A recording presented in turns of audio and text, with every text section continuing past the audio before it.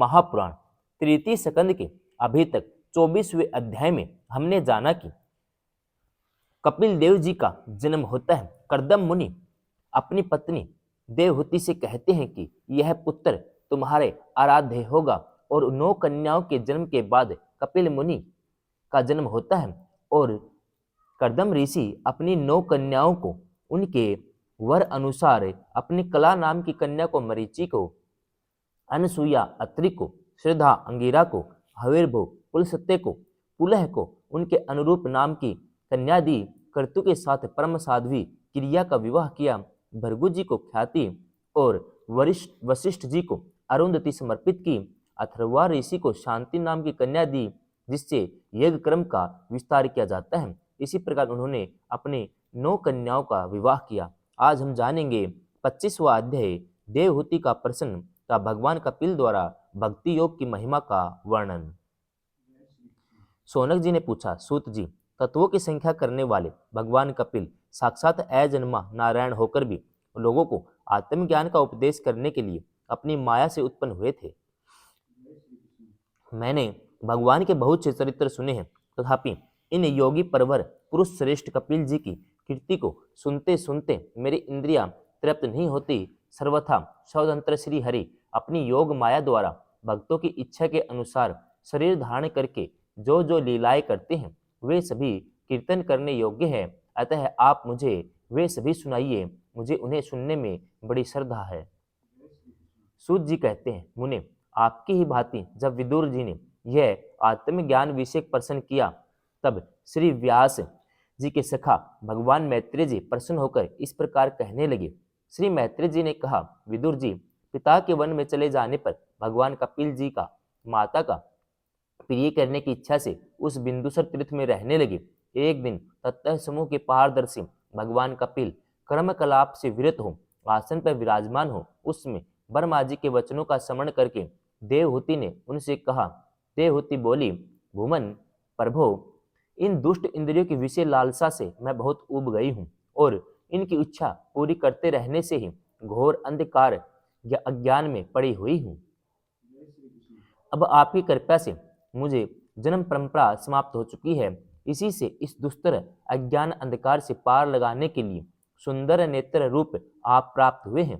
आप संपूर्ण जीवों के स्वामी भगवान आदि पुरुष हैं तथा अज्ञान अंधकार से अंधे पुरुषों के लिए नेत्र स्वरूप सूर्य की भांति उदित हुए हैं।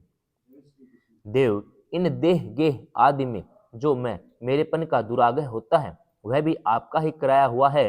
अतः आप अब मेरे इस महामोह को दूर कीजिए। आप अपने भक्तों के संसार रूप वृक्ष के लिए कुठार के समान हैं। मैं प्रकृति और पुरुष का ज्ञान प्राप्त करने की इच्छा से आप शरणागत वत्सल की शरण में आई हूँ। आप भागवत धर्म जानने वालों में सबसे श्रेष्ठ हैं। मैं आपको प्रणाम करती हूँ। श्री मैत्रेय जी कहते हैं, इस प्रकार माता देवहूति ने अपनी जो अभिलाषा प्रकट की वह परम पवित्र और लोगों का मोक्ष मार्ग में अनुराग उत्पन्न करने वाली थी।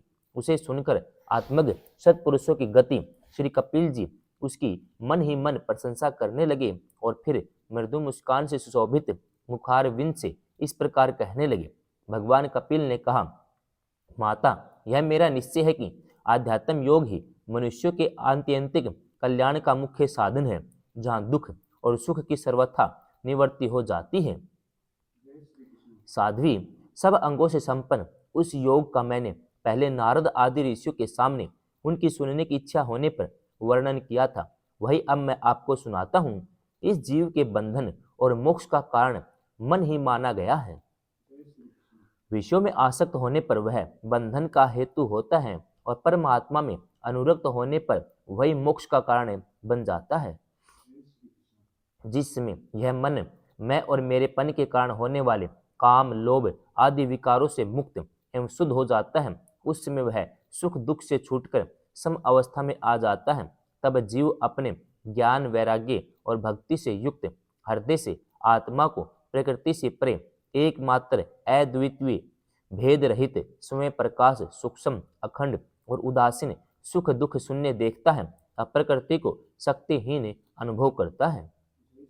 योगियों के लिए भगवत प्राप्ति के निमित्त सर्व आत्मा श्री हरि के प्रति की हुई भक्ति के समान और कोई मंगलमय मार्ग नहीं है।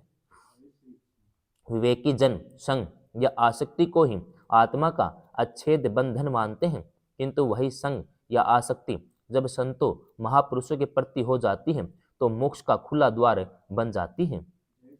जो लोग सहनशील, दयालु, समस्त देहधारियों के एकाण हेतु किसी के प्रति भी शत्रुभाव न रखने वाले, शांत, सरल स्वभाव और सत्पुरुषों को सम्मान करने वाले होते हैं, जो मुझ में अनन्य भाव से सुदृढ़ प्रेम करते हैं, मेरे लिए संपूर्ण कर्म तथा अपने सगे संबंधियों को भी त्याग देते हैं और मेरे परायण रहकर मेरी पवित्र कथाओं का श्रवण कीर्तन करते हैं, मुझ में ही चित्त लगाए रहते हैं, उन भक्तों को संसार के तरह तरह के ताप कोई कष्ट नहीं पहुंचाते हैं।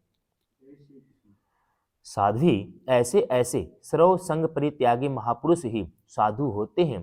तुम्हें उन्हीं के संग की इच्छा करनी चाहिए, क्योंकि वे आसक्ति से उत्पन्न सभी दोषों को हर लेने वाले हैं।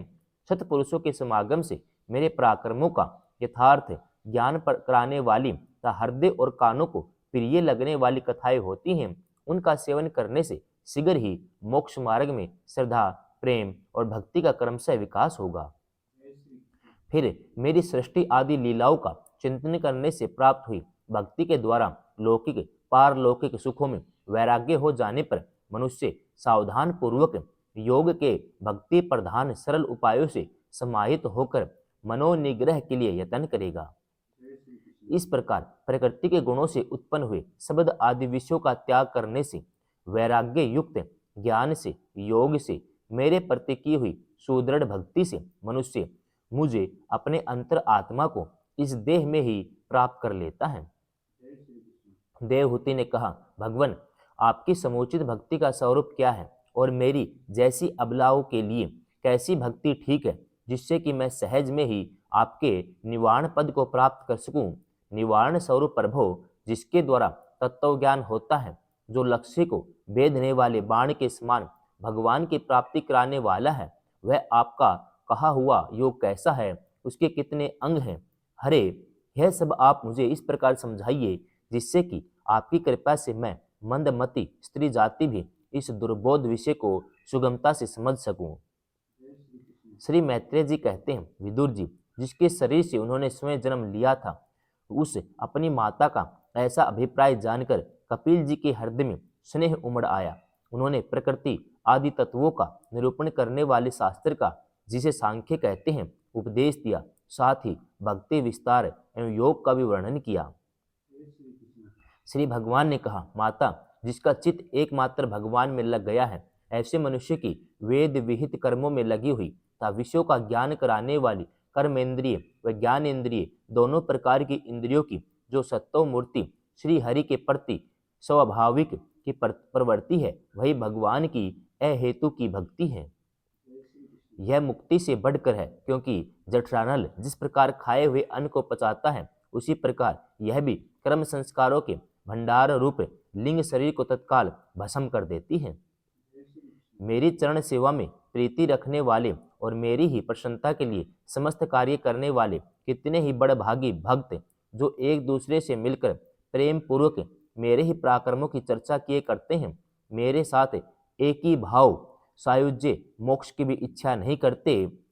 माँ, वे साधुजन अरुण नयन एवं मनोहर मुखारविंद से युक्त मेरे परम सुंदर और वरदायक दिव्य रूपों की झांकी करते हैं, उनके साथ संप्रेम संभाषण भी करते हैं, जिसके लिए बड़े बड़े तपस्वी भी लालायित रहते हैं। दर्शनीय, अंग प्रत्यंग, उदार, हास, विलास, मनोहर चितवन, सुमधुर वाणी से युक्त मेरे उन रूपों की माधुरी में उनका मन और इंद्रियां फंस जाती हैं। ऐसी मेरी भक्ति न चाहने पर भी उन्हें परम पद की प्राप्ति करा देती है। अविद्या की निवृत्ति हो जाने पर यद्यपि वे मुझ मायापति के सत्यादि लोकों की भोग संपत्ति भक्ति की प्रवृत्ति के पश्चात स्वयं प्राप्त होने वाली अष्ट सिद्धि अथवा वैकुंठ लोक के भगवदीय ऐश्वर्य की इच्छा नहीं करते, तथापि मेरे धाम में पहुंचने पर उन्हें ये सब विभूतियां स्वयं ही प्राप्त हो जाती हैं, जिनका एकमात्र मैं ही प्रिय आत्मा, पुत्र, मित्र, गुरु, सुहृद, इष्ट देव हूँ। वे मेरे ही आश्रय में रहने वाले भक्तजन शांति में वैकुंठ धाम में पहुंचकर किसी भी प्रकार इन दिव्य भोगों से रहित नहीं होते और न उन्हें मेरा काल चक्कर ही ग्रास सकता है। माताजी, जो लोग इहलोक परलोक और इन दोनों लोकों में साध जाने वाले वासनामय लिंग देह को तथा शरीर से संबंध रखने वाले जो धन, पशु, गृह आदि पदार्थ हैं, उन सब को और अन्य अन्य संग्रह को भी छोड़कर अनन्य भक्ति से सब प्रकार मेरा ही भजन करते हैं, उन्हें मैं मृत्यु रूप संसार सागर से पार कर देता हूँ। मैं साक्षात भगवान हूँ, प्रकृति और पुरुष का भी प्रभु हूँ तथा समस्त प्राणियों का आत्मा हूँ। मेरे सिवा और किसी का आश्रय लेने से मृत्यु रूप महाभय से छुटकारा नहीं मिल सकता। मेरे भय से यह वायु चलती है, मेरे भय से सूर्य तपता है, मेरे भय से इंद्र वर्षा करता है, अग्नि जलाती है, मेरे ही भय से मृत्यु अपने कार्य में प्रवृत्त होता है।